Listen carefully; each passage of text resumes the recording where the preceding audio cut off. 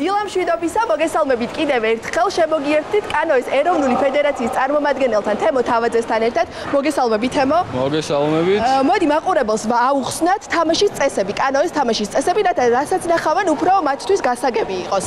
თქვენ ახლა ხედავთ მოყვარულ სპორტსმენებს, რომელთაც პირველად მიეცათ შესაძლებლობა საქართველოში რომ მიიღონ კანოე პოლოში მონაწილეობა. კანოე პოლო არის 4 სპორტის გაერთიანებული, 4 სპორტის საწყალოსნო კომბინაცია, ესე ვთქვათ, ეს არის პოლო, კაიაკინგი, კალათბურთი და წყალბურთი.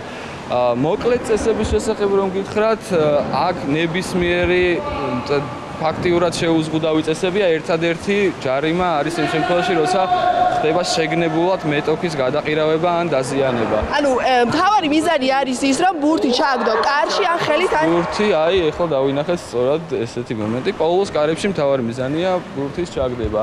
წესების მიხედვით რამდენი ადამიანი თამაშობს, ანუ გუნდში რამდენი ადამიანია და ეხლა სწორედ თამაშობთ თუ არა, ანუ 2-2-ზე თამაშობენ თუ არ ვწდები? ეხლა ეს არ არის სწორი ფორმატი, იმიტომ რომ ეს ჩვენ ახლა ხედავთ სავარჯიშო ვერსიას. წესების მიხედვით 5-5 კაიაკერი ინდივიდუალურ კაიაკში მსდომი თამაშობს და 2 მსაჯი, რომელიც ასევე კაიაკში ზის და ისინი უზრუნველყოფენ მეტნაკლებად უსაფრთხოებას მოთამაშეების. ანუ ეს არის ვარჯიში აუზზე და მე როგორც ვიცი, ძირითადად კაიაკი მდინარეზე მიმდინარეობს. როდის აპირებთ რომ აუზიდან გადაინაცვლოთ მდინარეზე და გახსნათ სეზონი? ექსტრემალური კაიაკინგი ზოგადად მდინარეზე მიმდინარეობს, თუმცა პირველი თაობის სპორტსმენები არიან მოყვარულები, ახლა დაიწყეს ვარჯიში და ჯერ აუზზე ვამზადებთ ყველა მდგომარეობისთვის მზადყოფნა რომ გქონდეთ. სეზონი ფაქტიურად გახსნილია, პროფესიონალები, უფრო გამოცდილები უკვე ექსტრემალური კაიაკინგით კავდებიან სხვადასხვა სირთულის მდინარეებზე.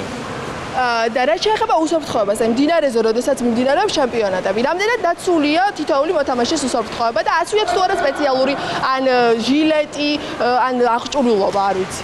სპეციალურ ეკიპირებაში შედის ჟილეტი და ჩაფხუტი სახეზე დამცავით, როცა კანოე პოლოს თამაშია, ექსტრემალური კაიაკინგის დროსაც იგივე ეკიპირებაა და თავარი ინსტრუმენტი, რომელიც მათ ეხმარებათ, ეს არის ნიჩაბი, რომლითაც კაიაკერს აქვს დიდი შესაძლებლობა საკუთარი თავის გადარჩენას. მოკლედ მე ვიცი რომ ძალიან მალე აი გოლი გაიტანეს და ასე უხარიათ, ძალიან მალე ვიცი თვის ბოლოს უბრალოდ გაიმართება პირველი ჩემპიონატი სამოყვარულო კაიაკში. ამ ყველაფერზე დაწვრილებით ჩვენ მაყურებელს შემდეგ ჩართვაში აუცილებლად მოუყვებით, ასე რომ დაგველოდეთ არ გადართოთ.